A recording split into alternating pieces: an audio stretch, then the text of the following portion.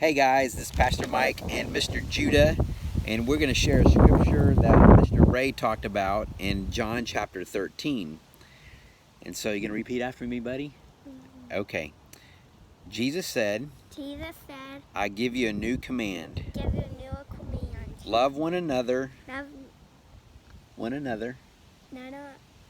One another. Just as I have loved you. You are also to love one another. By this, everyone will know that you are my disciples. If you love one another. So that was our kind of our main gist yesterday. This helps us as we talk. Okay, you can go ahead. We're talking about spiritual gifts, but next week we're going to get spiritual gifts. But before we ever get to that, this scripture is so pertinent to the gathering, to us, is that people know that we are His disciples by our love for one another.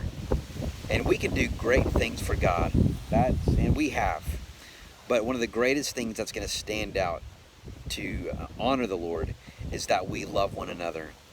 And so how can we this week reach out to those in our gathering, in our fellowship, and encourage and love and help? Who is it that God has put in your heart to maybe encourage this week, to call or text or go by their house and help? Man, that would be fantastic. And I believe it would honor the Lord more than anything that we do in the community, more than we do anything internationally, more than anything we do locally. I believe God will honor if we love one another. So may we keep that at the forefront of what God has called us to do and be. And so who is God calling you to reach out to in our gathering this week? Praying for you this week, praying that God would use you where you are. And next week we will gather back at Eagle Point. Again, pray for all of the happenings this week. Pray that for one another that God would be glorified and magnified. We'll talk to you soon.